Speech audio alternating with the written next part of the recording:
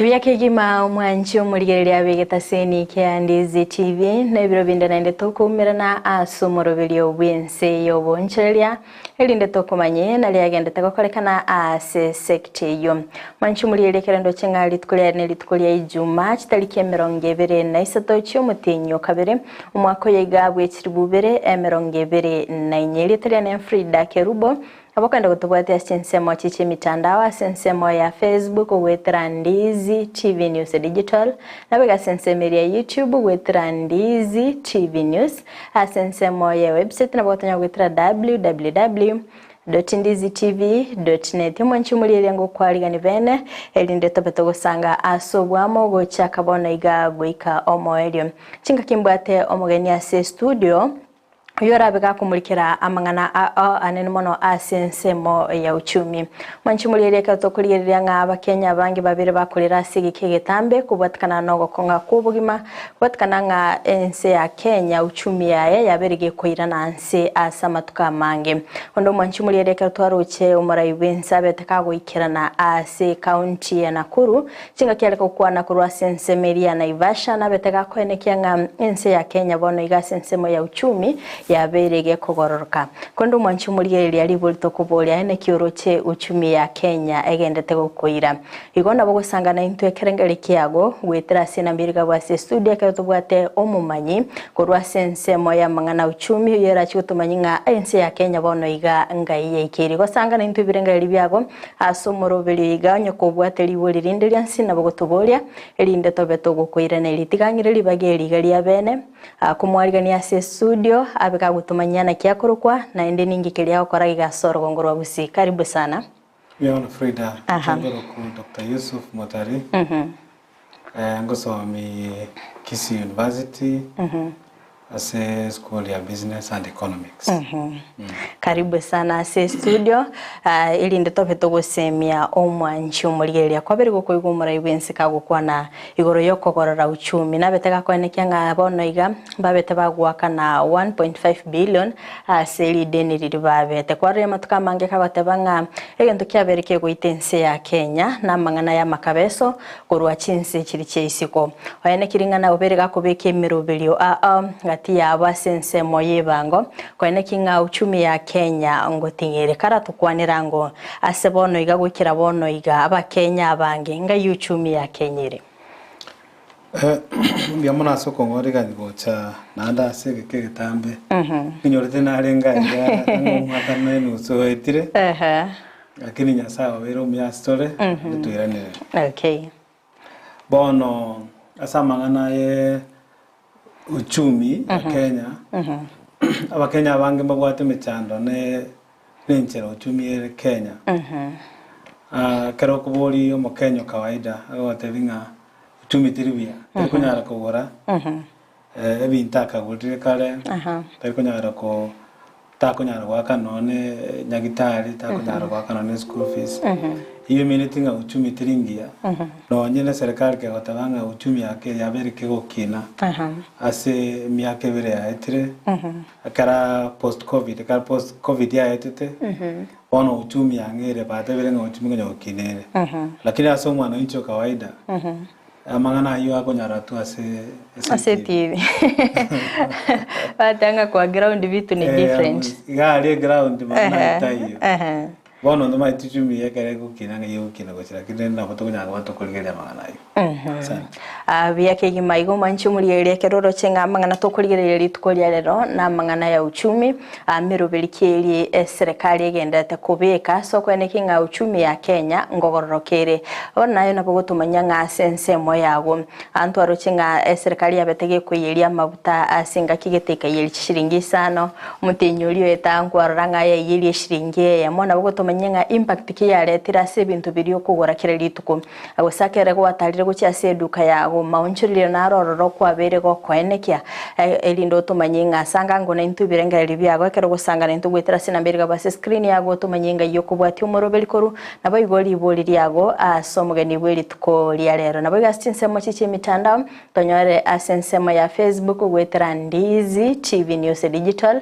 nabo gasensemo ya YouTube gwetera Ndizi TV news asensemeriye website na wasinya gwitira www.ndizitv.net. Dr. Yusuf hakero mwanchu muligereria kurigereria nga amatukali amaega uchumi yali ngebuna yali ere gabono iga kero kende ningi keirerete bintu goko ngabuna bono iga stoikire Mwana sana Frida siritswali rikia nawe ranya kana ngantwale ngo abantu abakenya bange balengo in 1960 kare twanya walite independence kare twanya walite uhuru lakini World Bank data yabatabanga 1960 siringi ya Kenya yari kwa ni siringi sana ibere one Kenya I mean $1 7 shillings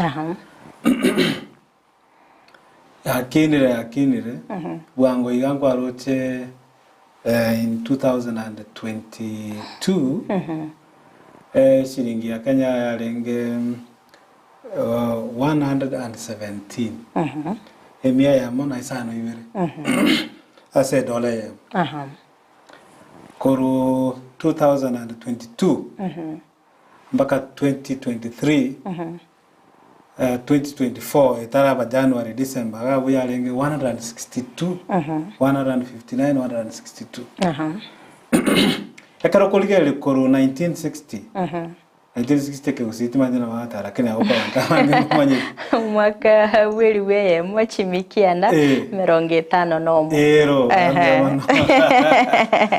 koro mwako iba kabona edo esiringi ya Kenya ya luziri 200% 200% militinga onyo kwa wate esiringi ya mo in 1960 yebo ekaine siringi nyambiri lero onyo kwa wate 1000 1960 yebo ekaine 200,000 you can be able to see how chaotic the economy has lost economy to ya lose the mono as a global currency so because of that Frida bindu bya bere digorigoro school fees ya kinire mabuta kinire bindu twakauri basizi nono muga twakauri singiko siri kwanza abantu bali abakoro batenga bakauri sine tongo ono gole almost approaching 70 80 so bona kyako era ekarato currency to Kenya siringi to Kenya ekonya ko lose against global currencies yamanya kogera ono utumia koraki ya bende Akarikende Dr. Yusuf oke mwancho muligereria rabega kwebolya ningiye kogera shilingi ya Kenya ku lose value against the dollar. Ile swali ya sana Frida. Pono egento ekogera shilingi ya Kenya egende to ku lose. Nesengencho wa Kenya otoko tokolete bintu.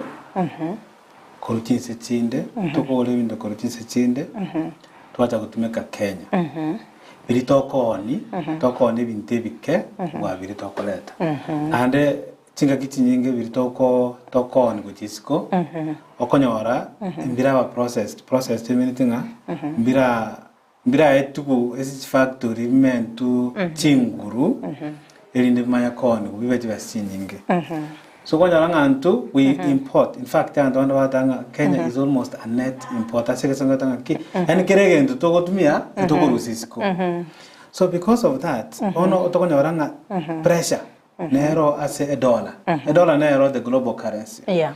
So pressure nero as a dollar nga kiro montanya re dollar. Elinanya re collective into kurusiko. Lakini abantu bayisiko mbatageti ko irabinte inde batara tere dollar. Over time, we have lost as a country. But we could have flipped it this way to change the story.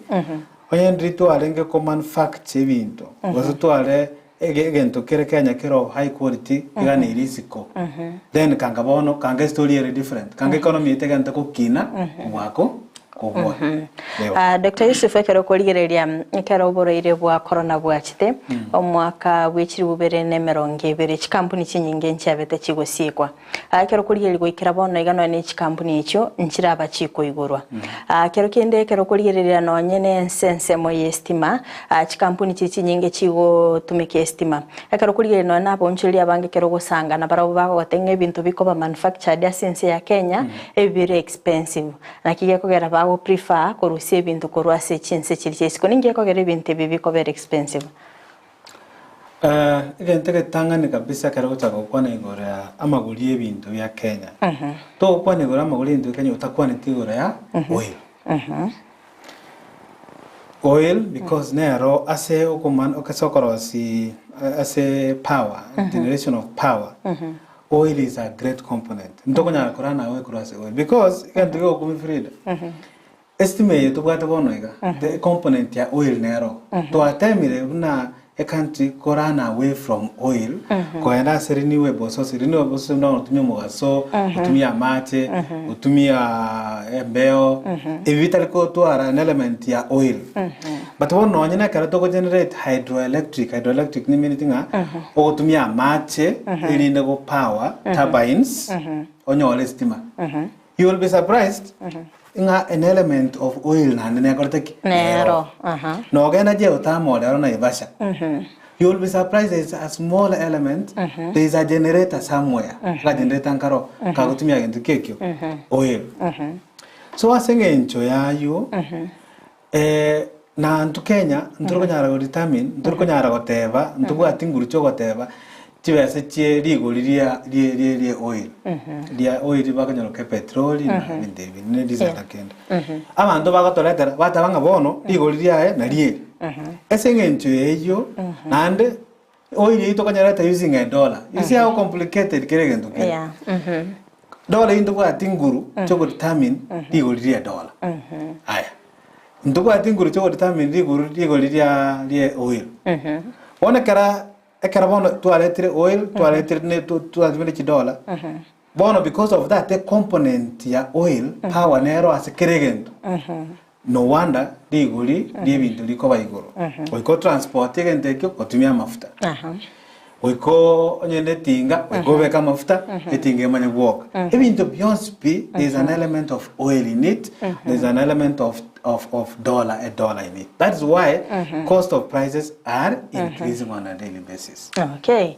Ekero kurigereria bono iga the current serikali ya Kenya Kwanza rororo. Ekero kurigereria ebintu ebinge ebyaba bigwonchiriria ekero burayo bwe serikali ya Kenya Kwanza bwabo goso. Anende ekero kurigereria ekero bakenya batemete kuba bolinga ninge kogera amaguri ebintu agotira kirarito bakaba bagotebanga serikali iri ya eta nero yabeteke gosalia ebintu kerekende ngiora kwanire kubwatikana nenganeyo biamona sana serikali kunga irona bottom up baganyiro nga better means ibintu kwabia so lakini waona kero kuligiria banyora ibintu biriwe libabigento kwabia bottom approach bire bobe but bagotabanga serikali iri enkoro nero yagerete ibintu byale kogenda bobe but then imbalwa tebyo mana segencho ese kasongo twatavanga macroeconomic indicators factors macroeconomic factors nchiri Kenya tabwati control over ani bintu gete factors gete chigocha Kenya tabwati control over unaona for example tangote February 2022 tukatware ndikoro kunga Ukraine versus Russia tukawanga Ukraine versus Russia war yakoera after 6 months or 3 months around September or August 2023 tukatwara Israel Palestine war in 2020 January in fact 2019 December project January tukatwara COVID ase bintevions p serikali tebwat control one for example the most recent ikiaba tebwango ikia Palestine na Israel Hamas ekara target Israel yakata kwenda ku retaliate they have blocked the Gulf nenya ante yensa ruguru Somalia guruguru tunsabu ase binte binge bigocha East Africa bigenda mate Tanzania bigoetera abantu bana babachire ba block the Gulf. If they have blocked the Gulf means binto biko nyara kara biko nyara gocha. Alternative routes go gachiri gibu e binto bigocha East Africa. Yeah. The longer the route, the more expensive it is. That's number one. Number two, Russia was giving us a lot of items. Oil, rice, even beyond wheat, not that but one Karabata Akuruana, they are no longer giving us. So the price of commodities will have to go higher.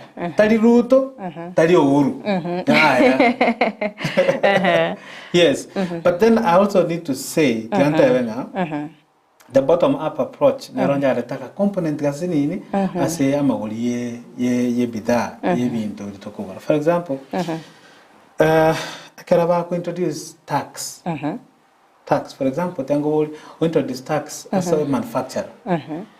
Manufacturer, iga ko increase legally because of tax. Yeah. Whatever, for example, akane bango gete ako increase.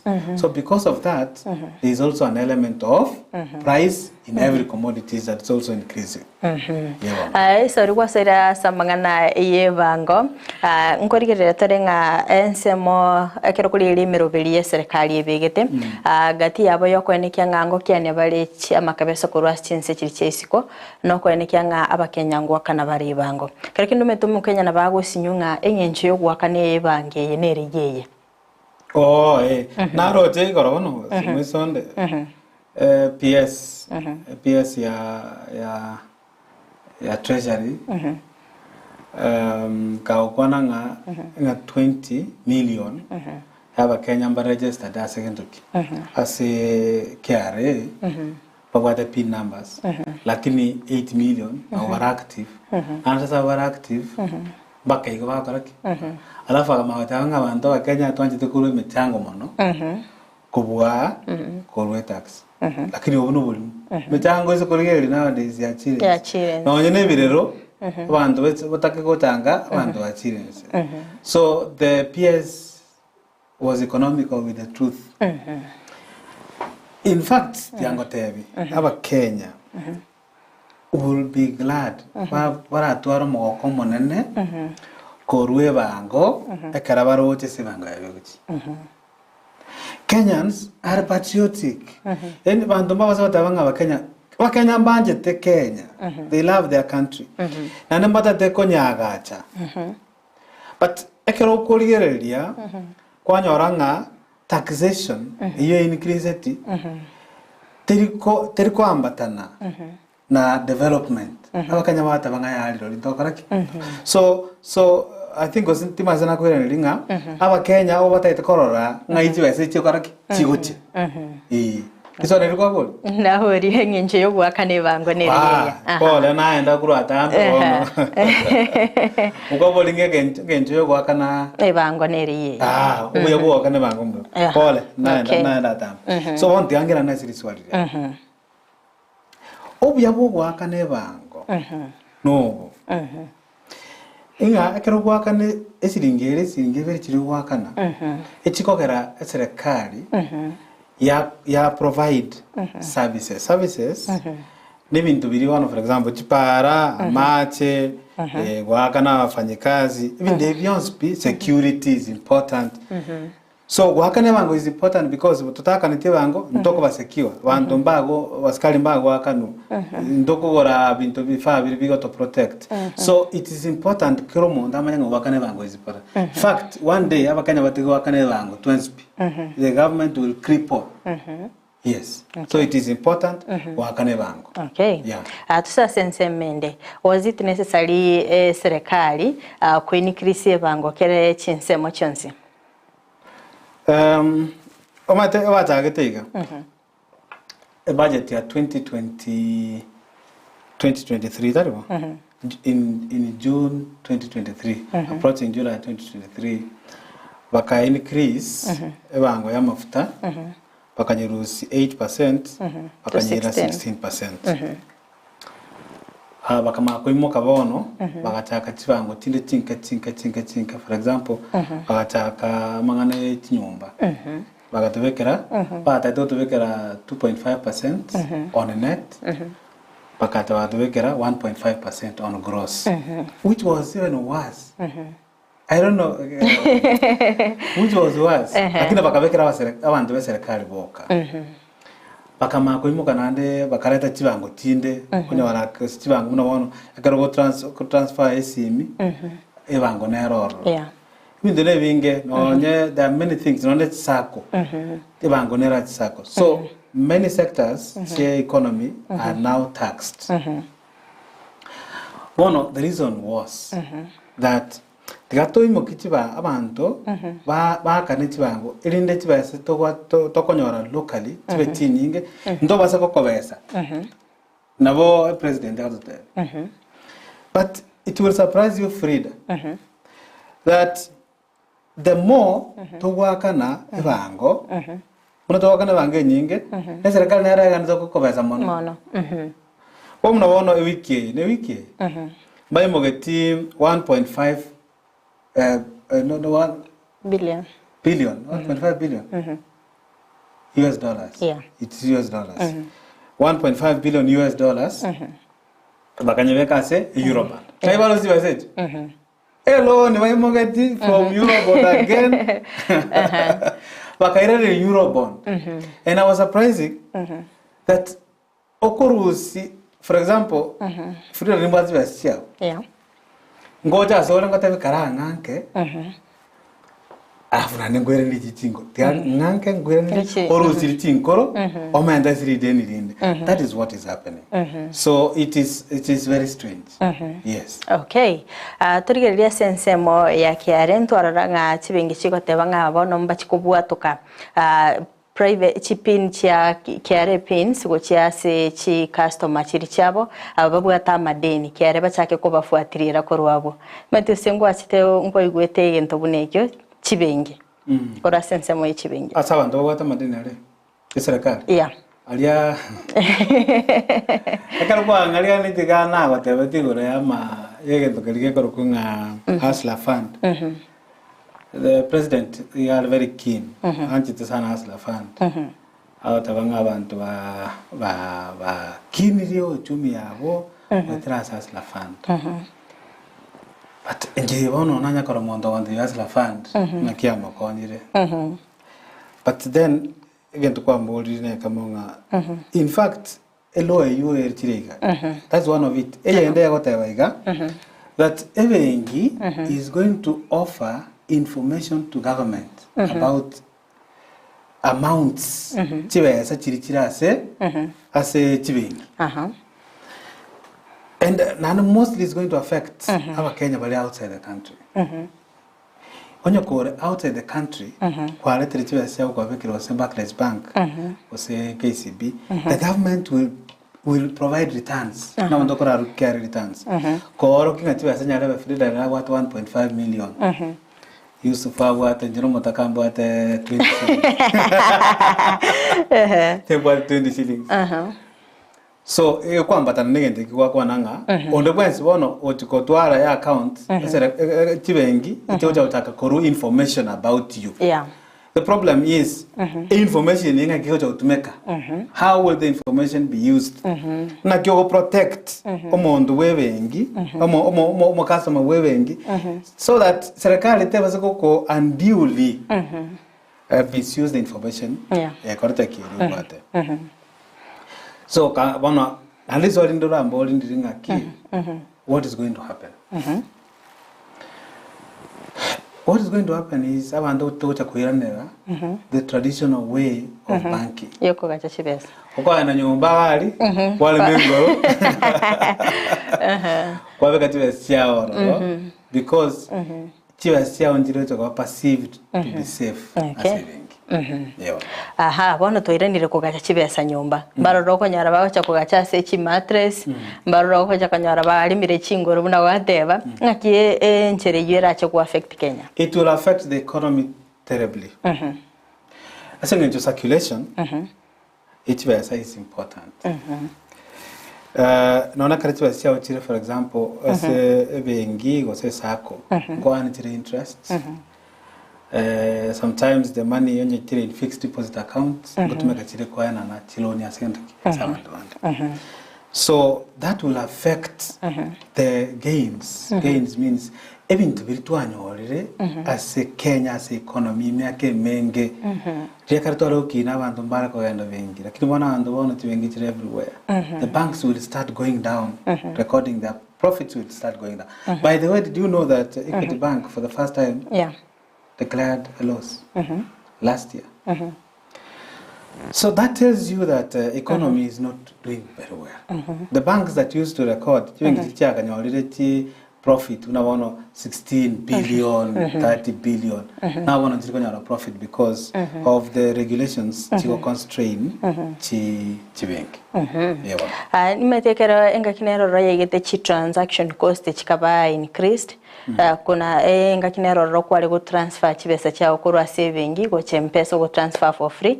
Abono igara kini kero serikali yachikuliriri bagachaka ko increase chi transaction cost. Na nekero sense mo yempesa kero ko withdraw chibesa ekabage ko increase. Timete nseme ya bereke wo affect economy ya Kenya. Yes. Yes. For example, ekarwa gatalire angena ankara rifida somaje tima somata kinje tiamte basema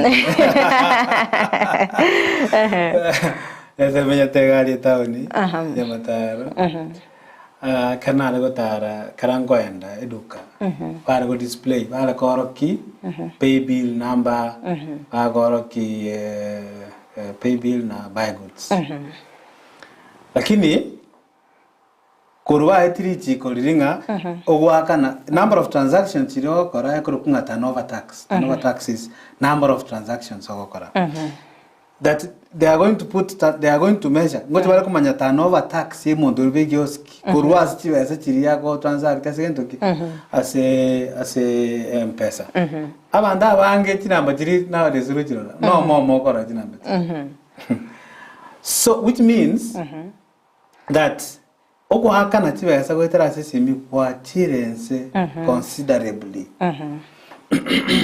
Number 2, abantu bono bangero prefer bangero wancha gutwara hard currency chishiringi hard currency kubwa gutwara chibesa sesimi.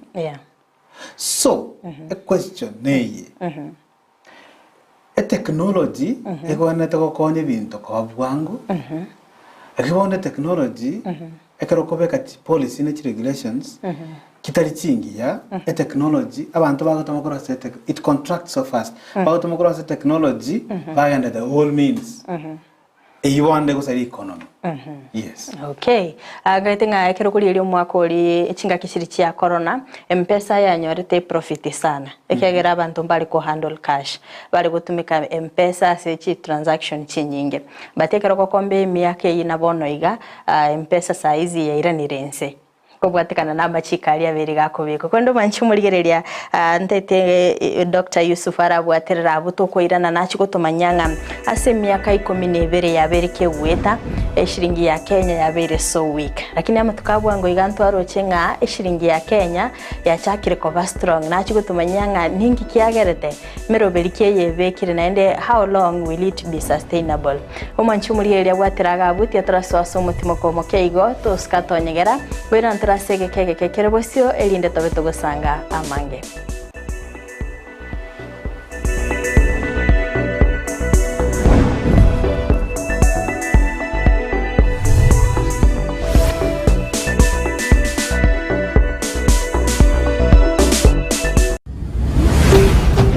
Ndizi TV ubwansu bw'Gusii.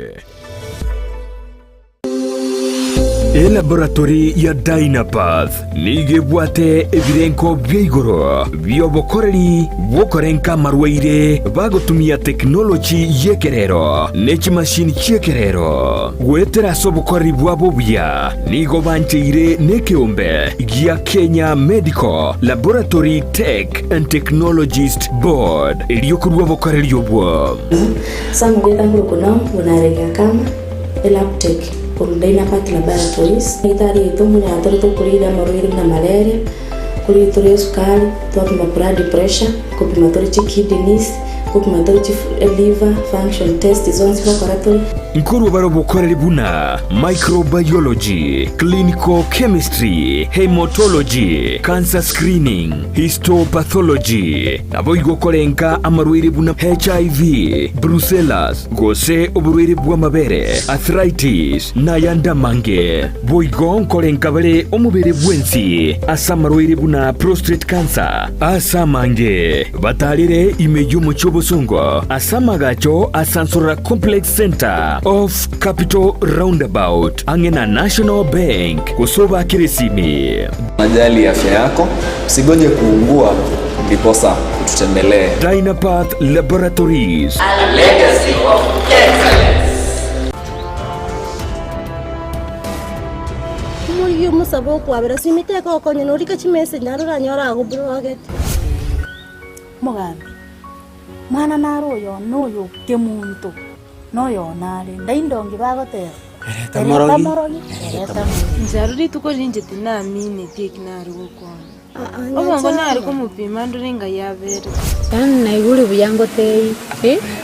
Baigure biyara kin. Naigure buyaya ninga kyayuro cha sayari. Akiengoro ya gwaka sai. Nyabeta.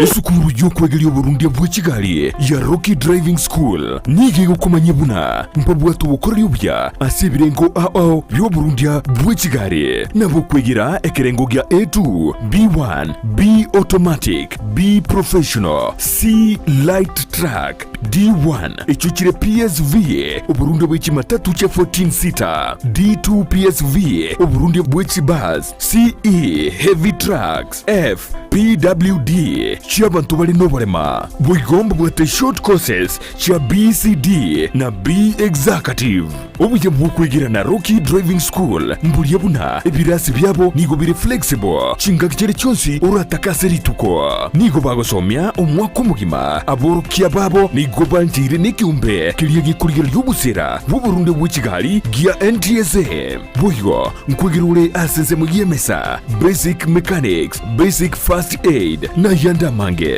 batalire imeyo rugonguru Gusii asebali imeyo muchukisi asenyumba ya Market Plaza irange na Uhuru Plaza chinsage chinde nigochire asemeche ya Nyakoe ensemo ya Kiwogi Junction na boigo asumuchukil Goris mbabo ati special offer bono asebali bakolire ekerasigia form 4 mwakere simi umu manager Rocky Driving School.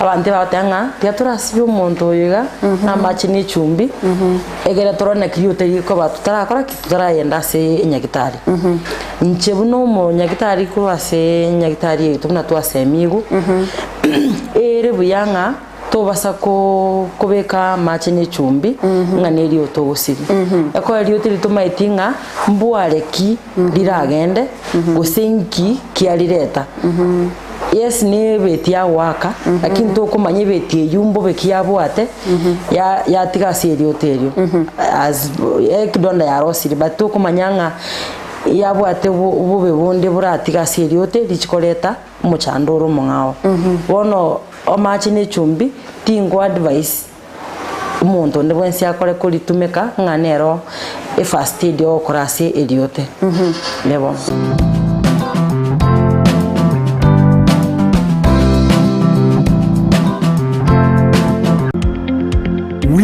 Electricals and Electronics ni wauzaji wa bidhaa za kuunganisha stima na pia bidhaa za elektroniki zinazotumia stima kama vile televisheni, hoovers, decoders, birika za kuchemshia maji, mashine za kunyoa nywele, DVD player, bulb za aina zote, power extensions, consumer units, showers, solar panels, inverters, industrial sockets, switch boxes, cooker sockets, circuit breaker, pasi, insulator, testers, meter boxes na zingine nyingi. Kwa mengi zaidi, watembelee mjini Kisii katika jumba la Gusii Plaza, room number G2 au wapigie simu kwa nambari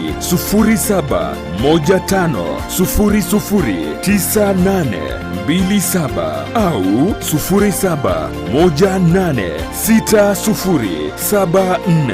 0718607462. Wima Electricals and Electronics, the best electricals in town. Omurigireria bwe television ya Ndizi TV nigo tugukwiraniria ngambia muno asoko genderera guturigireria na gutusira kira rituko asemerubirio yaitu yonsi chinsemero ngebere naine bono onye kendegia korekanire asekenyurukiao ekiota getutumanye asubwango mono abunda isi reke nambeye asesimiao enoti sano na ibere inya isato isano nemo ibere isato isano na isato isano na ibere eyemo elioto akire n'abasaki baito baikasure na kubekora uboti ubwo asembeo emesa yamangana maya ya Ndizi TV nereyo kwabekire simu yawe ime amariogo yemete nigabeire richibwa se amarwaire au nonya na yasinyire ase chinyagitari Super Medical Center egotoka somo chiobosongo nigotokwegookeria kuruobo wenia wetrasa marioga yokurwase chinse chesko ngurwaria tora marwaire buna ulcers, cancer, asthma na yanda manke ayokoringori wa nech machine chaito ngoro cross mora daktari kurwe company ya Super Medical Center egotoka somo chiobosongo igangurwari tora marwaire manke ande karagwa chine ntobwate chi machine chigokumureka chiarora nkikero bobe tigo kumureka umubero umugima wansero umutu mbaka inse na ikigo tatengikere bya marwaire tiobwate twamanya kwa mariogo abana abandi machine yengo mureke yarora mejando kiabwate twaba mariogo itongo ikale mbali neba no mochiokeroka neba ngirigori cia mariogo itona bakugwikera neba Mombasa onye koro ekara wakire simu na bukurwari ikasomo chiobosongo ase stage echigari otwakire simi ase chinamba chikobwatia 0737746368 Gose 0712526764 n'abantu abange bayeteire gana ndi babwenire igo tutwara bwoba bunde bwense kara bwakire use kwaranyura mariogo munali anyagitari kwangire koigubiya moroire munali ale chronic nkonyarwari tole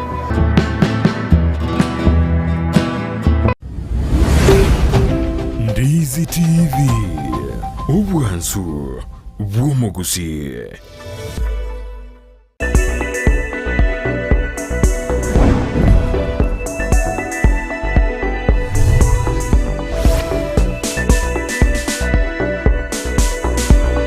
Uyake igima umwanchi umurigereria ndengo kwarigania ase ntunda ya kabere chinga kitogendete gusanga ime yo murubiri obwense yo boncheria astogendete gusanga nere Dr. YUSUF MOTARI astogendete kumurikira amangana animono asinsemo ya uchumi mbia mono sana swali mugendete kubwatia omurubiri anene ase chinsemo chimitandao wetera asinsemo ya Facebook Ndizi TV News Digital yacharondo chenga Fan Style Clues agoteba following Ondati Victor agoteba following biamono sana Faraja Nyamweya nagendete kubwatia omurubiri Douglas Atika agoteba Nyagisai Nyakoe Locked Ritunda Green agoteba nagendete kubwatia omurubiri nabayigo Ombuli Calvin agoteba nga watching live kurwa chinsemo chirichia murorongo nabayigo mbararo nabetengo bolia asensemo ya Facebook account ya Neferiza Keri ngabanga baboli nga kimoro che uchumi ya Kenyere nabaro bakaba bakuru ibirengereri byabo kerondo chenga nutritionist Arori Moffat agatebanga this daydream when you talk about the economy with these bottom up goons, hatanga inama kumia sana kero gukwanira igoro ya uchumi kubwatikana ne murobirio yo bottom up. Alex Nyaga gotebanga we are overtaxed, agotebanga mama mboga na boda boda kimeturamba. Naro kurukanga nere Nixon Mshiri agotebanga not stable, in fact taking a negative direction. It may seem like it is stabilizing, but it is just like a bullet in fire. Nebirenga libya ya Nixon Mshiri nabaiga sense ya Ogoti Elijah hatebanga negative. The economy can never be stable with electricity tariffs and oil being at the apex, the two being the matrix to drive the economy. Hatebanga keroro chenga sense ya estima ne sense ya maftoro chenga bikinete itukondiri economy era stable. But you said Dr. Yusuf Kabere woko igwe ibirengera libya bancha baligereria kubwatikana buna bago kwanera igoro ya uchumi. Wana wale ground. Wana wale ground na wate wale. Wale maitenga kiuchumiere. Yeah, because kumanyanga uchumi biere abantu bagutwara chibesa. Ekoro kwase songo disposable income. So akara abantu batabwati disposable income. Ekoba akongzana kwatanga ngo uchumi biere. Okay, kwanyarantara so mutumoko kigwa nabagingo kwaniranga Dr. Yusuf nga asi miaka 12 yabere kegweta. Babere shilingi ya Kenya gikonya kuira na nse against the dollar, lakini amatuka habwa ngoiga ntwaro chinga yabere kego konga tima itina kioro cha sensemo yao na nche na kumeti karana iwetenga shilingi ya rure kurose 160 tirimbo kirapaka 145 tras kunyoro ke free fall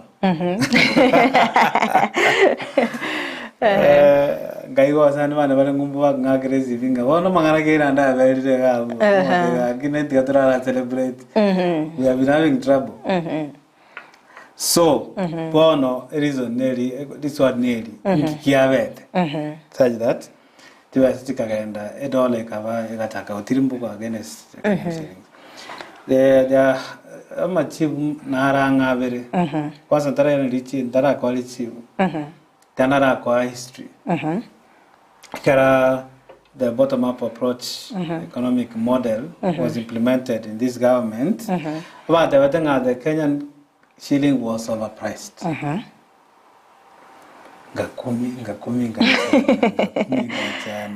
Because an expert cannot say that for many years, 10 years or so, or 15 years, abantu bale konya kubwaterera Kenyan shilling. Ngabono banye tigirega, bona ikire 170, 160. That is not ubutali umaene. Umaene bolinga factors in chiroro, chigo play out, tiwa siandego, siatirimbuka. Siandego, siatirimbuka. Wana chita kubolinga. In this particular case, what happened? Number one, mba kana Eurobond. Wakanyaka na 1.5 billion.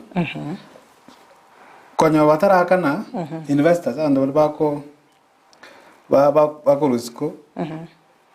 Ba kesete Kenya investors. Ba wetenga Kenya kuchauta kari default on its loans. Then it was in its economy. So because of that, abantu bakatwara confidence.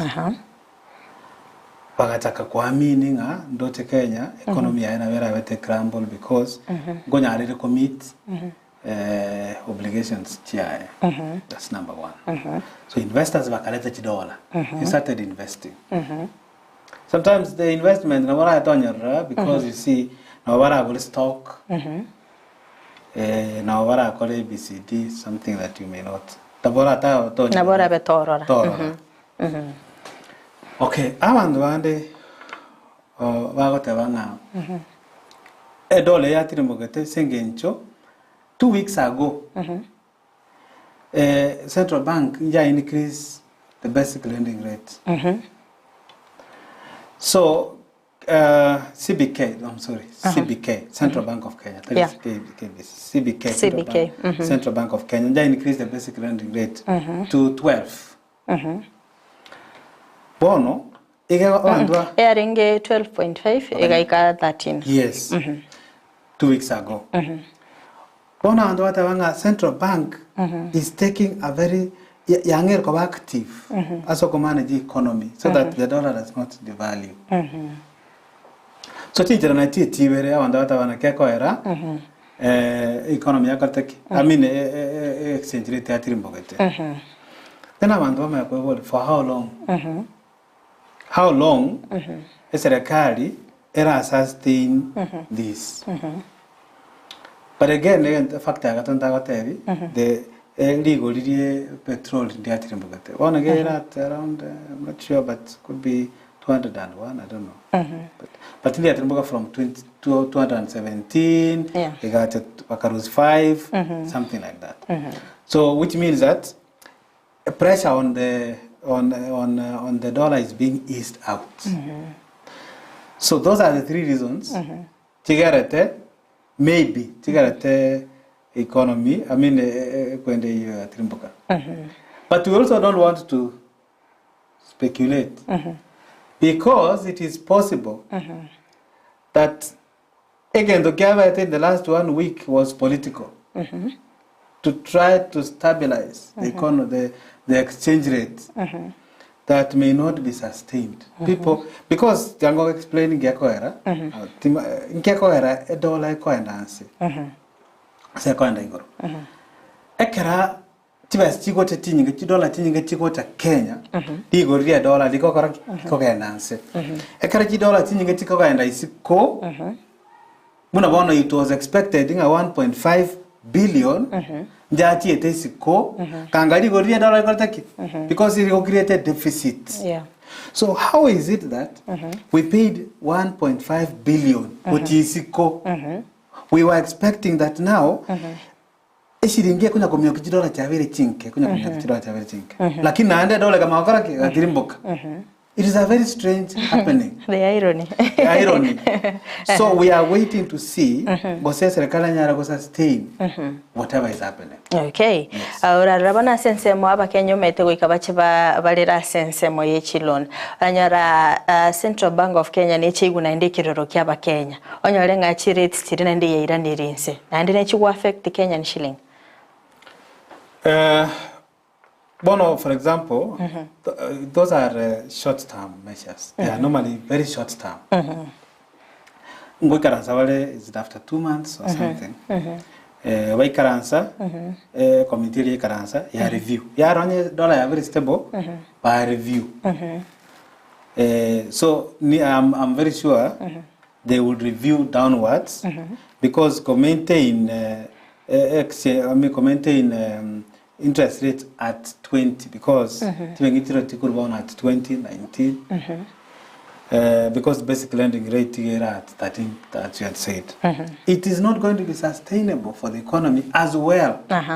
So they have to review it backwards. That's why I'm agree now olewata banga nga buno bono mondo le na ICU limo obokota bangero ngo olionyo. I see. It's chaotic. Yes. Okay. Ekero kuligirelia Dr. YUSUF. Ingi keragere eshiringe ya Kenya gendere koba strong. It is simple. Simple. For you to have the Kenyan shilling becoming strong and gaining against global currency. Remember, we want to gain against Chichibesa. Including a dollar. One, Kora value addition, Yamatok. Kora value addition, HR. Kora value addition, even the Vivians being what anonymous. Kora value addition. So that a craving the Vico and Esco, Digo. Did you know that Nonyan coffee ito? Coffee ito, at almost semi-row. Because Sekogenda, Yairana in Nescafe form. Yeah, by the Nescafe is more expensive than the local coffee which we have here. So on the value and import at a higher price. So do value addition, number one. Number two, please this government and policy makers. encourage cottage industries. Cottage industries no industry obuli oboko. Nonye mwao na bukura ka industry. Nyana mabero bwate na bokonya bakora value addition orosi yogurt. Orosi o package ya mabere only abantu bari kinyoro. That is what is going to make ikineketa kogara economy to etuko stronger against global currencies. But then I want to demystify. I'm sorry I have said this. But then you cannot tell me that to improve economy of Kenya no export nurses. Let me explain to you why. Ekara export nurses go to Dubai. Dubai never also train the nurse. I got to export Nyakitali go to UK and everywhere else. No, it does not even have a single doctor. So the economy is also crippling. You train these people, then you send them out. The government is looking at it in a very short-term measure. Very short-term. But they should look at it in broad term because Kenya, for example, Kenya, very healthy. They also become more productive. Yeah. Yes. Thank you. Okay. Tuligiringa so morobelionde serikali yabaga koenekya ngano chiko bagokoreta chibesa sense ya Kenya na sense mo ya housing levy korayo kwanerango. Frida kwanza ndaraye kwanera liswali neligia. Ndato kuboli angoboli no bawante birende. Agara ayuna mwanya bantu igendo kyamana pi elino manyankereki tatshake elino menye oganeti 1 endayo hello nabayo because abantu marororo chichokora na abantu chibalimo bali chitown yali okubara baitira lese chibi bachita. I'm sorry I go to me example kwanya bara balenza ali ese ndageraje utugutu elinde baragere ane bagwati nyomba chokora abantu bali bali bagwati nyomba lakini bali tukoragera kokuru aroro kwama nyo muntu uyu nabegete eyanga nabeke shatiuka at least na to become be. Yes. Imagine no muntu ole bali mo ama etenga na gwende gukora kubeke yanga lakini muntu ole tata itekwa na nyumba muntu bali mo to kumonyora kare nyumba akorara ese wherever konyora. Some of them don't even sleep. They sleep in the street. That tells you one fundamental thing. That mwanya bantu egenda tete takani moe ndagera. I got. Moe yanga, I mean the clothing. Bona kera amitiri the two then no makumage doki enyumba. Bona how come? Serikali ya bottom bottom up economic model bagotoa chinyumba bagotoa nagera. Okay. No twale nyumba ingio orare njara. You can't. You can't. In fact, let me also go to that's a good example. Also go to nyumba ingia. Onyole nyumba kwende teyo. You will leave that house to go looking for food. But otuale nyumba embe otuale ndagera, you will stay in that house. That tells you simply what is more important is food and shelter. Okay. And house clothing, sorry. Yes. Akero kuligeria Dr. Yusuf ekero muraibensa ale kubeko murobelia tanga chinyomba chiko chaka kwagachu namba 1 chiko bachiri golire nsekegema. Hento yakabere abantu wekabanyole emirimo. Ete ngoboliga mundu chite bake university akakole degree yaye. Naenda chiko kolega si ya mjengo. Bono kuzi no batiraniri. See? They are going to inject billions of money babeka sinyomba. Assuming nyomba ko gatwere Nyanchwa. Ogose nonye sinonye niganya mataro. Nyomba chikwa gacho. does it mean all of them will get a job there? No, it doesn't mean like that. A few banyore, yes, but not all of them. And they get more trained to the engineer. They get more trained to na a mason. So mbaro batari which konyora. Yes, I agree partly that building tinyomba will stimulate the economy. Of course, it has to stimulate the economy. Lakini that is not the end, and that is not a priority. Yes. Okay. Yes. Dr. YUSUF ekero koligereria chinyombe chichangere kwagacho. Yes, of course, abantu banyolire emirimo. For how long? Gose nyombe kwagacho mitinyebe. Ya kwairanga ibagochi. And baba was. So what would have happened is that kanga serikali ya credit hela tesimiti unaona simiti kwa ngumia 9 if you didn't know. Yeah. Kanga ya megati materials chikwa gacha chinyomba chibense kero monda aga chinyomba ya. Simple. Yes. So kanga bono kero mondo kunyara kwa gacha kanyomba kaya. Okay. Yeah. Ribo lirinde nense mendenga abantu mbaroro konyora bamenyete gusini chitauni montamente gusi Nairobi umuntu maybe okorire egasia segeka abono igora agachiri boyenka naga nitie nyombe yiga ya affordable housing na iga nitie ase tauni ere tango explain kwanza ndiri libondro kwa bo litanganinga ngoti kwa bachire affordable means Tigo liria yangu tukabalirense. Ekara ruto atiete Naivasha. Kolonti nyumba cha Naivasha. Nyumba tichara kwa nigu. Almost 3 million. That's a 3-bedroom house. 3 million. Alafu rent.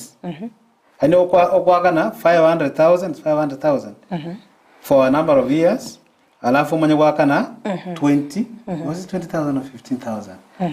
Up 15,000 and upwards. Pono hakitaribobe. Naona rent ya nyumba ya kawaida. It's not 15,000. Haya, number 2. Umongino koni mama mboga ngiwaga ni mono. Chinyanya. Koso mondoko chinyanya. Na kiara ngara waka na 15,000 rent. Anyara konyo woni nyombe. So again to community getting ki. Abantu bali rich. Bali bawatsibesa. Abako gole nyombe ye. Banyagole. Bayanane. So they are not solving the problem. Yes. Akaro koligereria nchibuna bono igango nachwa chibese chigachia housing levy. Ngakingo chiko benefit. Aya. Okay, bono. Kwanza mangana chibese housing levy introduced in 2023 after the July budget. Mwaka ulioeta mutinyo gatano kabere. Bagatanga bantu bando kwa kana chibese housing levy na bakoliga chibese serikali boka. Alafu abantu bakagende court bagateba muna kawaida a tax tegwani tukoba discriminatory e court gateba yes ira na bono morosi e bill ngao e gochikoba housing levy ebe all inclusive ono muna bondo kwana iga njaite to parliament inga kiro mondo kokolegas anywhere be it Ndizi TV Bono weka ochiko na 1.5 yakina araumia free. Dokona chibesa manto maite chigotie. Aya 1.5 bono kiro mondo okolegas. Na aba no bwens ikaka ne 1.5 on gross income, net income. So your question was nakingo chiko benefit. How will you benefit? At that, nobody has an answer. Because the architects of a housing levy, they don't have an answer. It is not possible. No agate nyumba, how many units are agate Kisii gaiga? Agate units no 100,000, which is very difficult. 100,000 units. Ko sustain households chire Kisii ni madini ragati. 347,000 households chire Kisii. Wagacha no wagacha 100,000 units to sustain. And number 2, oko nganya bantu bonsi pi ko wase bale o bale tabasa housing live. At nyumba housing live, it's very complicated. Yes, and again they have not told us freedom monyene na inche YUSUF. What place do I have in those houses? How do I get them? There's no clear policy on that. Okay. Ndo chenga umurubiri na nyobere ko gochaka ni meta stinse monchiro chabere chiwo chaka anto tebanga tori go chigo sustain for long. Na ende bono eyo mochando to beri to gutwara of unemployment tori go chiko irana. Oslanderi birenga libinde na bigocha. Assuming bakora na because according to better bottom approach economic model, they have 2 ways of solving unemployment in Kenya. Okay. 1, exporting labor. 2, and you know it's very strange. Yeah. I don't want to look like I'm derogatory. Yeah. And you see, when you say nga kosolve metando ya Kenya no kuira bantu bajokolega sisiko. It's very strange because kangawamna to create jobs. Number 2, approach yogo solve unemployment is housing levy. So you are not looking at other sectors the economy or stimulate other sectors the economy so that there are forms of employment. Instead, people are declaring redundancies. Abantu wangero kubuta abantu. Esengincho interest rates ya chigoro. Number 2, vingi unatoa ya tax ya chigoro. Santo wangero kubuta abantu. So kubuta abantu kwamba okuruzi umonte kazi permanent waenda kwa mate achaga ache nyumba. I look at how strange that thing is. So I hope that wabo economists chia Kenya gwavaroti unavale karabasa ile serikali unavavili. They are very happy now and they have become fat. Yeah. Now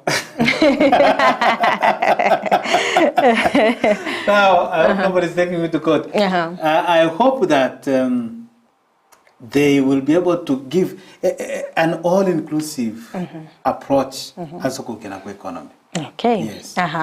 Tobere tokumarikira mangana ya uchumi, tobere tokoligereria emerobeli ya serikali metenga ya sensemo ya gono bwato bomanyia sensemo ya uchumi. Kora advising ona na sensemo ya serikali ningi kelike bwana tose ningi kelia bakenya babwenete bakore elinde bintu bibe bikoroba matukaya bosyo. Number 1. Reduce tax. Let me tell you why. When Ekeroko reduce a tax, I was surprised.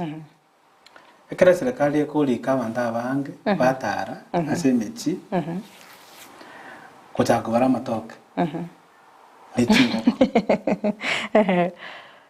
Injena yibete bintebi kale sana kanale okina kanale ngomwana. Ngaba gambingo etabalenga babara chingoko.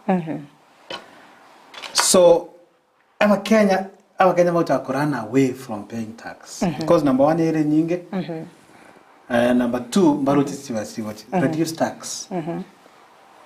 That's number 1. Now for example, they tax kuruana. They could have boldly said let us increase VAT from 16% to 17%. Remember, adding VAT by 1% only will give you a lot of money. And because VAT is very easy to collect. That's number 1. So reduce tax. Number 2, stimulate the economy by giving incentives for either local manufacturing or cottage industries. That way, again, terminating no Frida, no YUSUF. Namango enda nkole a small thing at home, kegere nkole value addition, nyora chivesa. Those are cardinal things, and even if you expect the bottom-up economic approach, instead of very simple that government is now turning out to become a banker, lending on people, and normally, Serikali is not supposed to be doing those things. What the Kange Serikali no co-incentivize, so that abantu kurunse bakirete bosako bokoboke balend out chiwesa and many other things. So they should have done it from the bottom, like they were saying, by incentivizing the bottom. But what they did, they have turned it into bottom. Okay, hivyo wanasala sokorwa wasemi ubu kegima guchia asensemo ye serikali YUSUF chinga kitoko kolera na ranga serikali na ya chaka sensemo yogwakane school fees baba gutubika omurobili o e-citizen nimetenga bale gutanga ikiringa kyabe kenene no gukoro bukurumi tumeti kararunge birengeri bya umenya uko bolia mabolia sensemeyo Wangana tenga economist wa serikali ya Kenya mbote michando. So bakatawanga every transaction ya kanuna intukina kwa huduma namba intukina kwa whatever it is pay bill ya 2222. But kendo kyonsi no nyagitari ekaroko genda chemist nyagitari dispensary waka na 2222. School fees waka na 2222. They want to know what it means. Is that tiwesa otoja waka na go Nairobi. Kana to waka na school fees to Nairobi. Epti principle chaimoka. Chaimoka safari kwa Nairobi o claim tiwesa yao. Look at how it is going to become difficult. Kota waka on school ya ne or baru ete school fees ya 20 million ngiraneli ocha. What it means is it is difficult for for example tiba said wa capitation tiba said chikoru Nairobi go to school chiko ira 3 4 5 months chiamanya gocha to amanya no school fees ya chire Nairobi ira 2 3 4 months school function they can't function. That is bureaucracy. You are bringing bureaucracies on very small things. But then they were saying Nairobi so that to reduce what? To reduce corruption. That is not how you term corruption in schools. Let me explain to you. To the schools, corruption. They are never paid through banks. Banks, yeah. Sometimes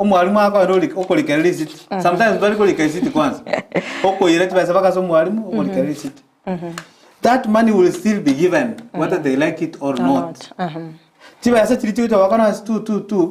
fees, the school fees through the baby. So they have not sorted anything.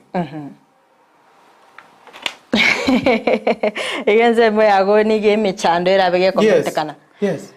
Okay, asense moyo pokoleri bweskuru. Chiskuru nchibe chigo yikirani okoro pokoleri bwabo.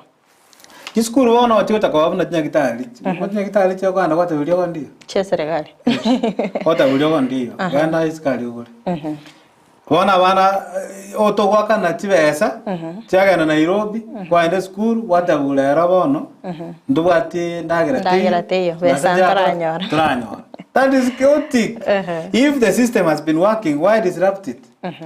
And even if the disruption is better. But the disruption, if I come back to the schools, will not help. They can even consult some of us. Tiangona kubori Dr. YUSUF.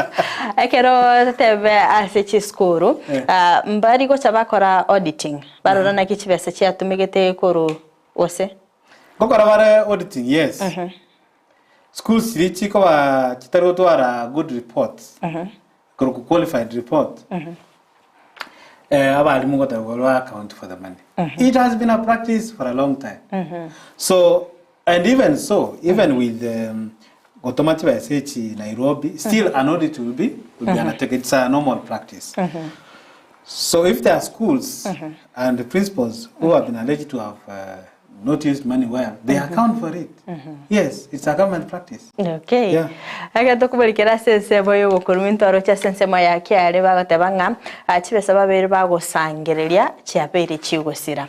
Ali boliria nego chasole ne liga YUSUF. Onye kyare yoka teraba kegwa account for chibesa chiri bagosangereria chibango. Okonyara bagatebanga chilupo sinchiroro chibokurumi.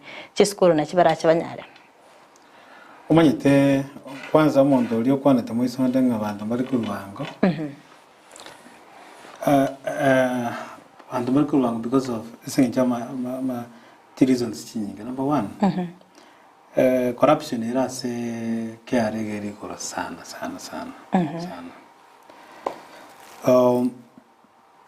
So corruption ira at the source of collecting. Then corruption cover at the expenditure. And in fact, corruption in at expenditure, not at collection. But for care, it's at collection. So, one thing I could have asked is to try and encourage the government, like what Ruto reduce corruption. And then they will get more money. I will gladly pay when there is no corruption. Okay. Yes. Aha, mbiamano sana. Karungo waseme bwabo mwele gocha somwa nchumuligeria Dr. YUSUF ekero togokolera omorobelyo. Litangani kwanza freedom ya mona soko nginyora. Asoko cha somorobelyo yo kwana igora uchumi. Uchumi is nere garate serikali to function and tole independent. The moment tutabe tuta nyalo kumane the economy to ntoko nyalo kwa independent anymore. Okay. So I want to ask our legal vaito wakoromo ki watene their own income. Then I also want to talk about please try to avoid corruption at your very small level because reduce corruption, everybody else will be trying to reduce corruption because that's one of the greatest challenges to what in a country. Thank you so much. Mbiamona sana so kwikira nase studio nimetinga I producer neko manyanga litkolera naliba koenia nyagosira Kelvin Kiptum timedise no ruinga na yo mwele gocha senkelia. Yeah. Number one, we lost a legend who will be buried today. But I think government, going future, the government should look for a way of trying to protect abantu who make a significant contribution as Kenya ituna wana Kiptum who died on a road accident. Yeah. We have been mourning for some time. We wish the family quick recovery. Okay. Thank you. Mbiamona sana mwanchumuligeria kwabere gukubwatia omorobeli kurtwaga chagete gwikabone gato ikira omwelyo no gosemere kwa nimna kwabere gukwimanya amange wetera omogeni bweli tukolia rero kondo mwanchumuligeria ndete tosa sensemeli akabere ye studio tonyoro omorobeli obwesabali obonchele kurwabu na botokoletere maseyemo aliagendete kokolekana kurwa asinka yabo nyagosira Kevin Kiptum literane Frida Kerubo abakwenda gutubwatia asensemo chiche mitandao sensemo ya Facebook wetera Ndizi TV News Digital abiga sensemo ya YouTube wetera Ndizi TV News asensemo ya website na watu wetera www.ndizitv.net magage kamera sokoni kibna ebi chana boigo eliogire gukera sole asenchira ya bene nere Abigael Nyanchama karibu tena sana. Yeah, sana.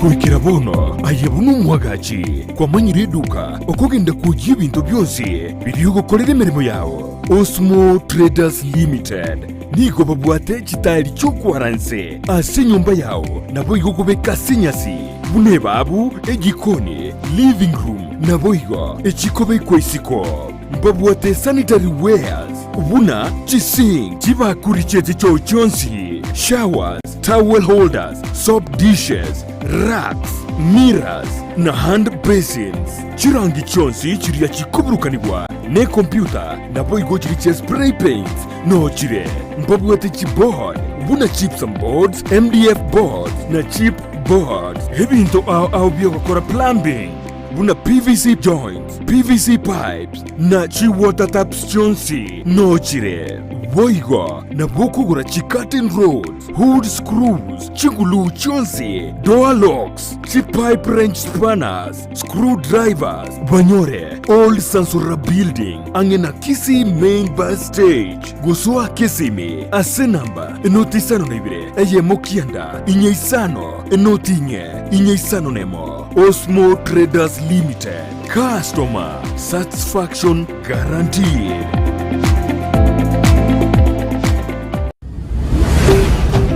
Ndizi TV, ubwansu bw'omugusi.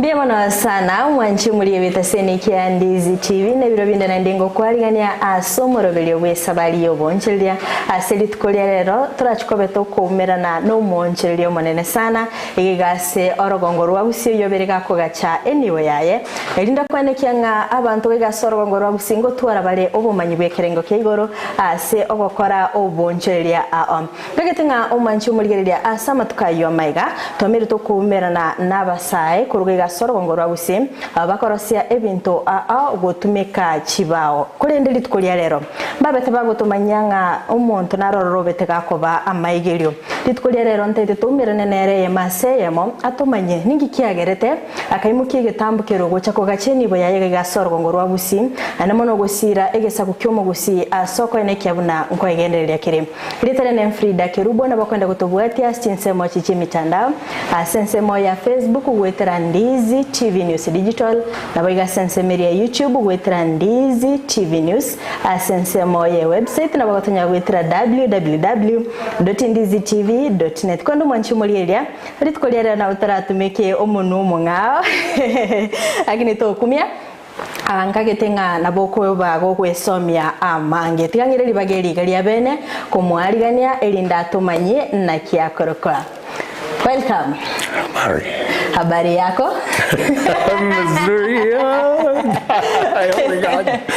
Welcome to our show. Today we want to interact with you so that we know much about this business, how you have invested in this business, how you have engaged this fellow young generation to ensure that they acquire different skills and get their daily bread. So you can tell our viewers what's your name? My name is Kelly Bresnahan. I come from Wisconsin in the U.S. Thank you so much. Welcome to Kenya. Welcome to Gusii land. Thank you. Thank you. I know they have given you some matoke. You know matoke? Oh, yes. We have eaten some. Oh, yeah. Yeah. Ugali, chapati. I have learned to cook. Okay. Ugali and chapati. You know, so, even our station is known as Ndizi. Ndizi means matoke. We have many bananas. If you come there, you will eat more bananas. The little ones. The sweet ones, yes. Okay, hope you have been enjoying this place. Kenya has been wonderful, and that is one of the things.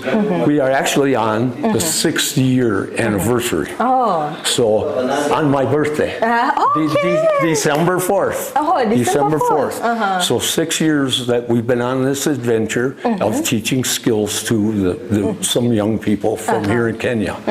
So our parent organization is Africa Heart.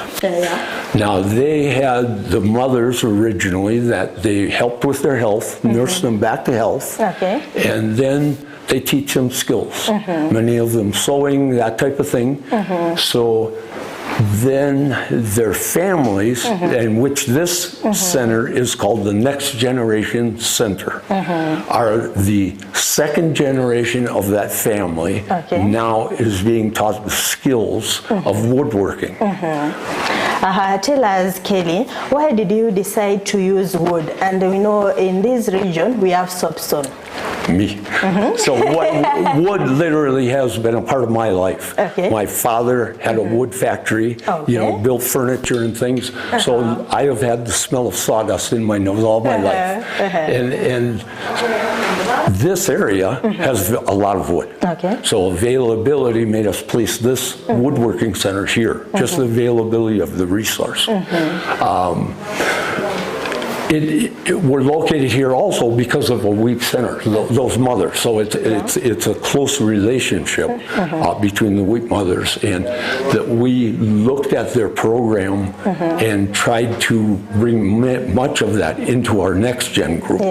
So we learn from them. And so what's great is once they learn skills, they come together as a group, they work together as a group. So we did this also, and the young ones here, we expect, an American, I expected them to go, no, we want to stay together and work as a group. I say, okay, now we have to learn to work together, and which brings many challenges. So that is the way we got started. Was a young lady who started to come here of the family for many years. I think 12 years before then we came. Her father, her brothers came, and then they invited me. Her father was one of my students. I taught school in Wisconsin at a technical college in woodworking. So he asked me, would you like to go to Kenya and teach? And I was like, sure, this will never happen. You are very never happen. And one day, Isaac Meze is on staff in Nairobi, in Africa Heart. He came to Wisconsin in the middle of our winter, very cold. He kept his coat on all day inside. But Isaac is a very nice gentleman, and he spoke to me about coming to teach. And then the founder of Africa Heart came and saw me, and I said, this is going to happen. So that was where it started to change from thought to reality. So when this lady gave you this idea of coming to Kenya, investing in Kenya, how did you took it?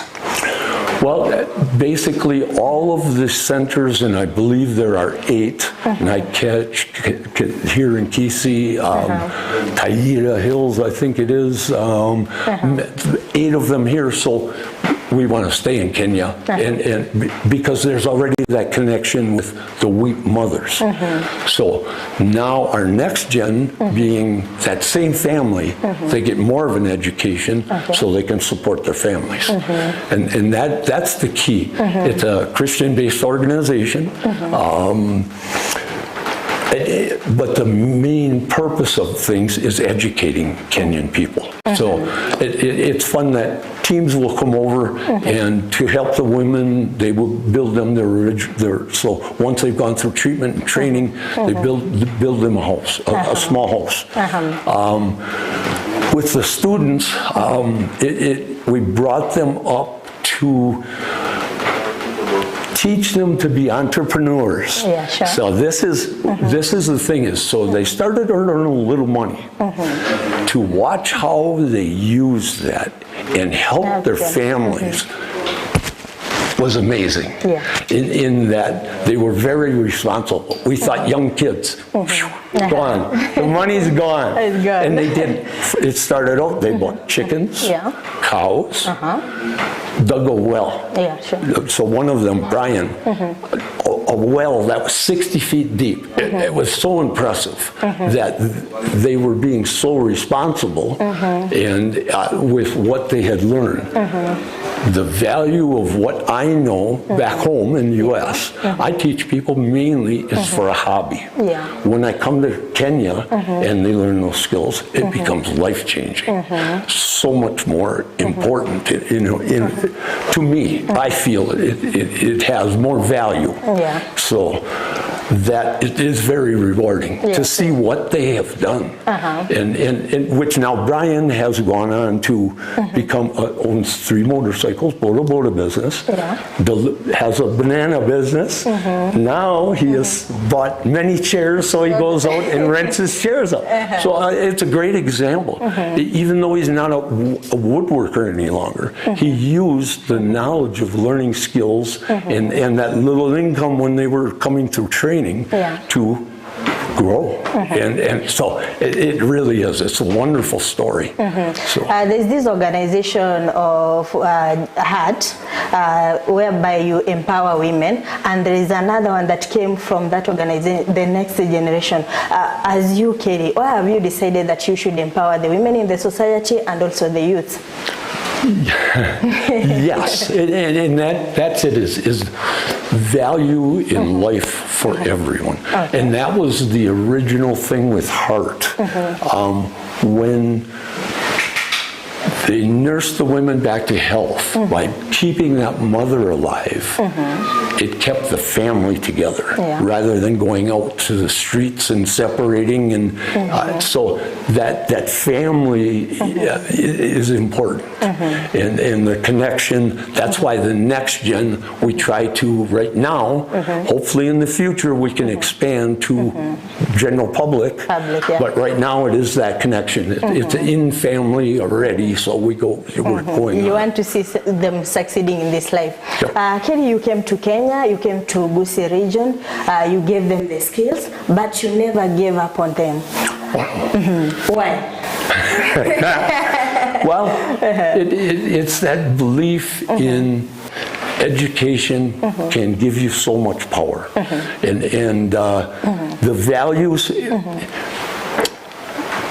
to see the differences in the way people think society-wise, you know, so culturally things are very different. You do respect your elders much differently in ways that are different. I shouldn't say much differently, but ways that are different, that are very interesting to us. And so as much as I have been teaching, I've been learning more. So it's one of those things that I really enjoy. I have, it started out as just a teaching assignment, but because of the 6 years of time that we have spent now together, it's almost like we've become family. And so they call me Dad, you know, and that is, it's one of those things that I go, So, but it's great fun, and just to learn. So I'm slowly learning language and all those kind of things while there, and that is that value of sharing my knowledge with them is that, and I enjoy it. Now, I was watching Vinnick, the young lady in the class, actually our shop manager now, she is worked up, but I was watching her select wood yesterday. She was at that pile, and it was making me smile, and she saw me and she said, "What?" I said, "I remember when you didn't know which end of the wood to put on the lathe." You know, so that now she didn't have to ask me. She has learned, and that I enjoy too. If I can sit there and they don't ask me a question, and they know what to do without asking, I love that. They have learned. We have achieved, you know. But now we would like to expand their knowledge. It's keeping, like say, add more to more woodworking skills. That, like I say, we are now this lumber you see here. We're going to work on building bee boxes. So again, another way to earn an income, support your family, and can you turn this into a business? Which, yes, they can. One last question before we go for a short break. There is this perception that we Africans have that when you come from the US, you have a lot of money, and you came with the skills. How was it? How was the turnout when you were disseminating that skills to the people? You are telling them, "I'm going to teach you how to make these things." So that is, you're right. That is, it's a common thought, and people ask me, they think Americans are rich. I say, you must realize what the difference is. Availability of jobs in the U.S. is much higher, so you can find work. So you have to, many of us work 2 jobs to be able to afford to come places like to Kenya because it is expensive. It isn't that everybody's born rich by any means. We work for our incomes also. So, but the belief that, you know, you can't help everyone in the world, so some of us just have to select where we can come and help. And this is where we have, there's a group of us that have decided this is where we want to work. And so that's... Thank you so much. Let's go for a short break. We'll be right back. Ambia wana sana mwanchumuli yetaseni kia Ndizi TV ritukolelero nigo togendete gusanga no mutenelio monena asekyumbekega kia Next Generation Mangahat oyo gendete gutumanya niki kiagereta kaimuki gitambo kero asogo chagusira obunchirelia asechinse chiga bonaberega korwa bosika kwerera igoro yobokoleri bwabo korwa ase enseyega ya Kenya stogendete gusanganira kondo mwanchumulilia tetrasaso mutima komo keigo to skato nyegera ngwira ntora sege kekero bosio edinte tobeto gusanga amange.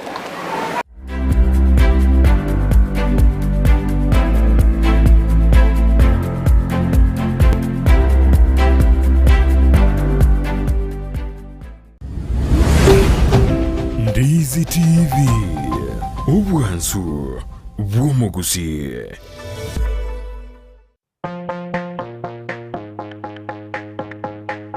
Nakumbuka siku ile nilipopelekwa shule, nililia kwa kelele.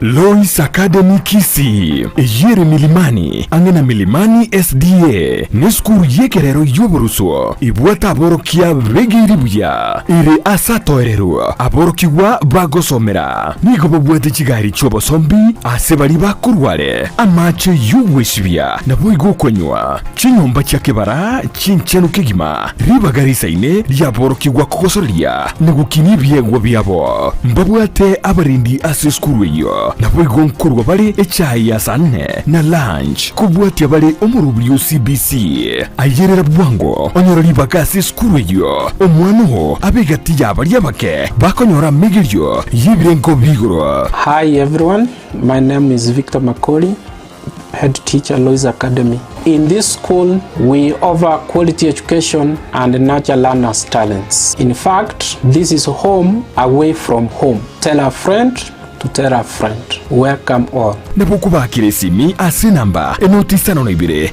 mara kabiri isano na isato isano na ibere ayemo gose enoti isano na ibere isato ibere ayeme noti. Lois Academy Kisii.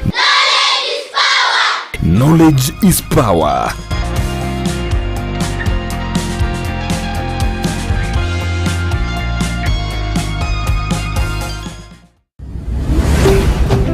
Ndizi TV ubwansu bw'omugusi.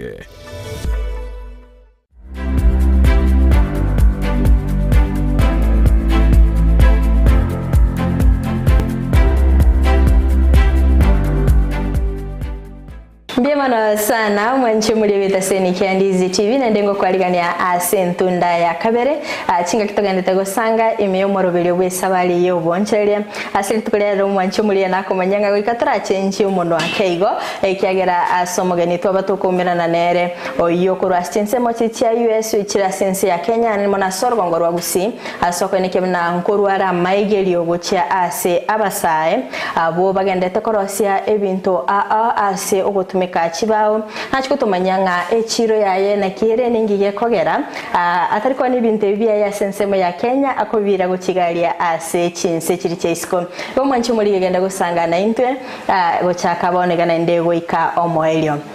Akiri, we have talked so much about giving skills to these young people, so we need to know about the products that they usually make. Well, many actually, and we keep expanding with the wood turning. So like I said, we're also learning woodworking skills where we're going to work on the beehive boxes. Many of the pieces, so you see a lot of these on the shelf, those will become candles. So that there is a Heart Lodge in Nairobi where they're sold in the gift shop. We take them back to the U.S. to try to expand and teach more people about heart. So much of what they sell. So now this is where, now we try to encourage them.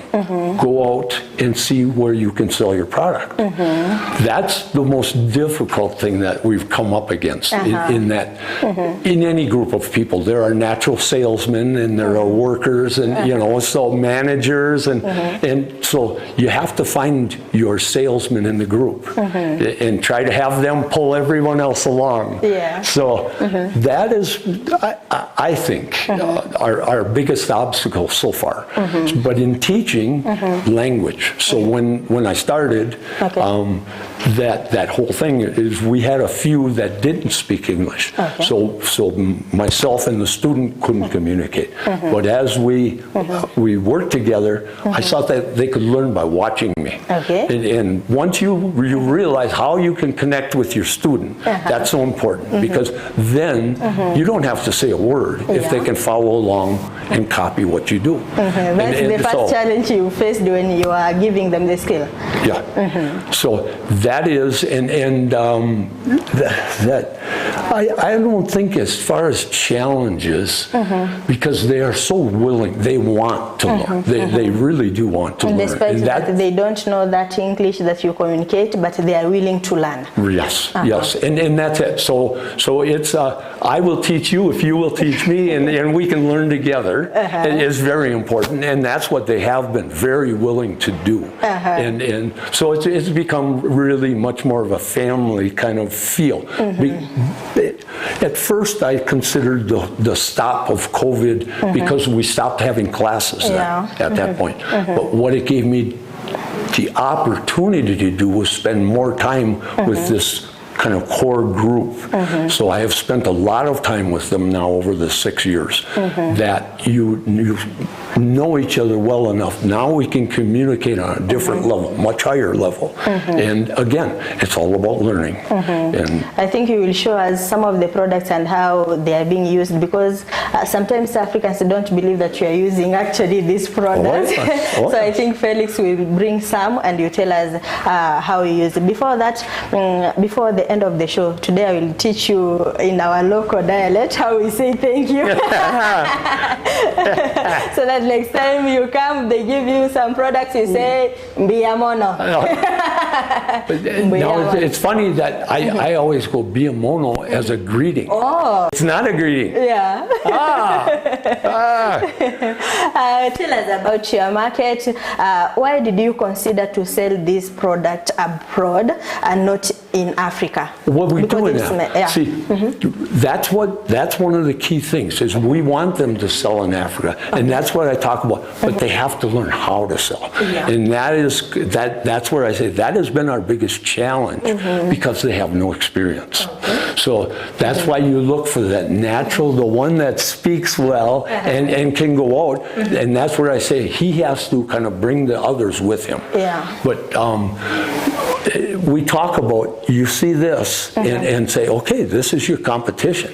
When we see the same thing we make in the stores, we know there are others here in Kenya making that product. So do you want to compete with something that's already there or make a new product that isn't? So again, learning process and what do Kenyans want? So much of what I create in the U.S. is artistic. Here, much more functional. And so that's the difference now. Now I would like to get them up higher in doing those artistic pieces that because we see that here's our product. What we have here, this would be like a sugar bowl. So very nice. We have found some manufacturers that sell us wood, some Kenyan manufacturers of like doors that had donated a lot of beautiful wood. And we always accept donations if someone sees this and they're willing to help us. So salt and pepper shaker. Now the kids came up with this design. I don't know where they got the idea, but they showed that to me and I like it. I like and it. You So are very now, much okay. At least they are expanding. we make a lot of product. Felix, could you bring some crosses, please? Okay. You know, things like this, the clock, little Christmas ornaments. Let's see.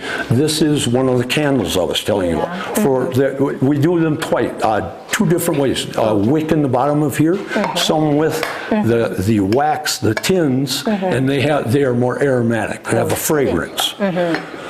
Crosses, so Kenya has many churches. And this is one of the things. So we do candle stands, crosses, that are very popular. So those are the type of things that you have to figure out. And sometimes it takes time. And because we don't know what will sell. And what we found that some Kenyans want plainer wood so it keeps costs down. Because some of the woods we thought were beautiful, you pay more for, so it raises the price of your product. So how is the response from the product that we make in Kenya, in the US? To the US? They do as good a job as many of my friends in the US. That's the thing. The quality of their work, if you look at it, it's beautiful. That is just one of those things. So it doesn't matter where you're located, it's the knowledge you gain that makes you a good turner. So you can be a good turner here in Kenya, or you can be a good turner in the US or in Germany or wherever else. But that's the thing, is they have done well. And then we've got a gentleman from Kisumu, Joshua Omandi, who has helped us more than I can explain, who was when we went home, Joshua was here. Now he has a business in Kisumu, but he had a website with wood turning. And Rick, the father of the Van Sistine family, saw that video that Joshua had put up. Now we had a Kenyan that we could bring in to the group and as our instructor here when we weren't here. And that's been just a wonderful relationship also. Joshua and I are good friends. I stayed at his house earlier this week. It's okay. I know when you entered the market, you need some entrepreneurial skills. Maybe what are your plans so that this generation now, they have the skills of making different products? How are you going to help them to venture into various markets? Actually, Felix and Vinnick were just in Uganda at a seminar, and they were there to display their product and work. So they have actually started. You know, they've been in Nairobi to try to sell. They've been in the local markets here in Kisii. So that's what it takes, is go knock on doors and bring your product to display. Because this is what sells. In my opinion, the quality of their work is what's... You don't have to say a lot when you have this kind of quality. Your quality speaks. Yes. Tell us how about when you compare the market of this product in Africa, comparing it to the US, how is it? Okay. I was very impressed. So we have gone to the area where they produce, and I watched how so it's mass production on a very basic scale, one piece at a time. But that man stands and creates the same piece over and over all day long. So we also value a little more variety just to be happier. So we don't want you standing and creating one piece. So we want them all, and we try to say, if you don't want to do this, find what you do like to do. And that helps you to remain happy that you're doing something that makes you feel good. So we don't discourage them or encourage them to make exactly the same thing. And if an order comes in, like for the candle boxes, now everyone comes together to work on one product. And then they can go out and create on their own what they wish to make or sell, and that's it. So if we make religious products, we'll go over to the church and put out a stand and sit and see if, after Mass, somebody would like to purchase something. Okay.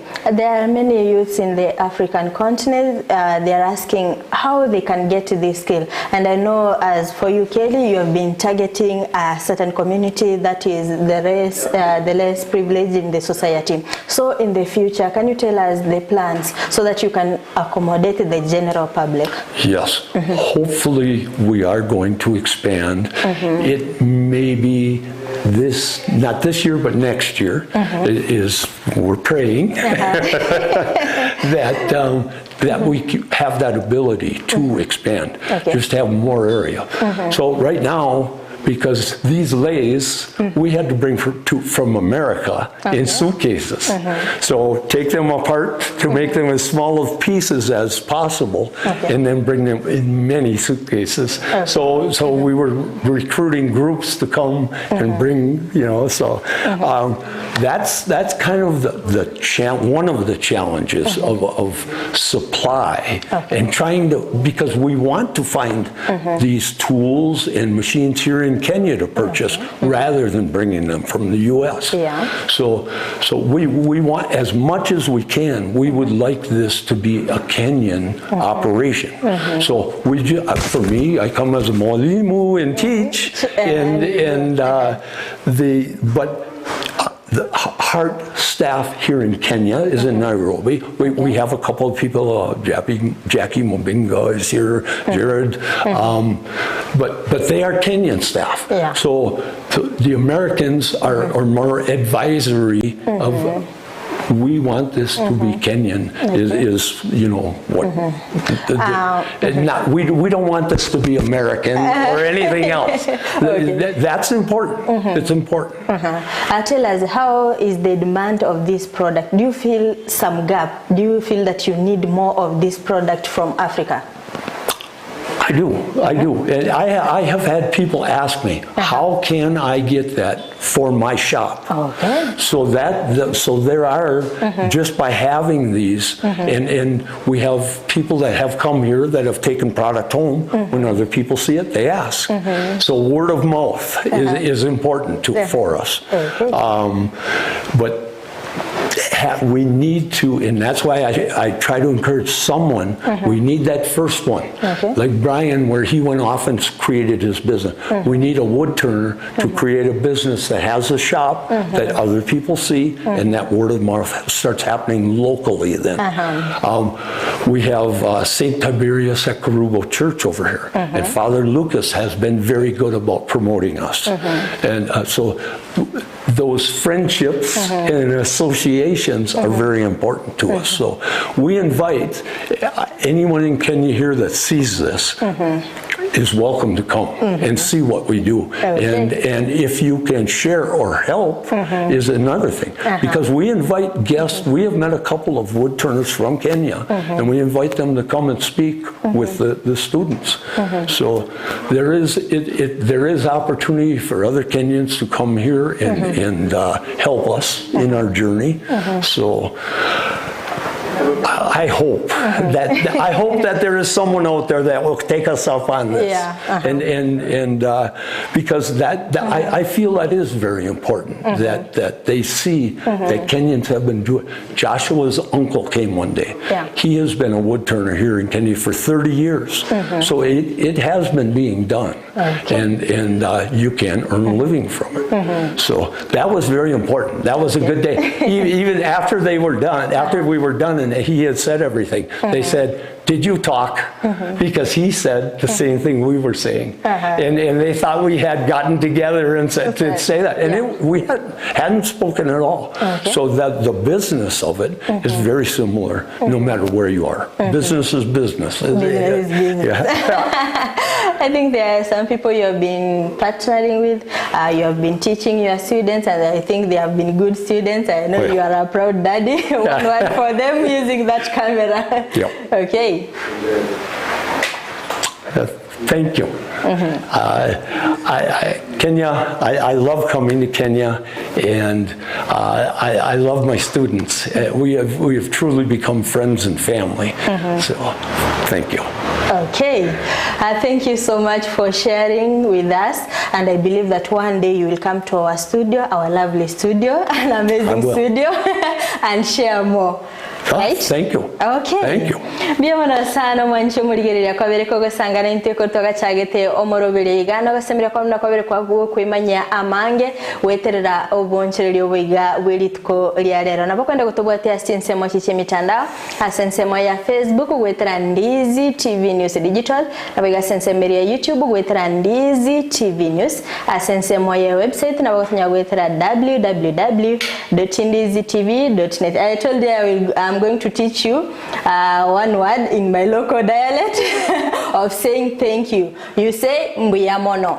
Biamono. Kabisa. Asante sana. Karibu tena mwancho murigereria atomera ne weekend astra veto ko umera na no mwancho rionde.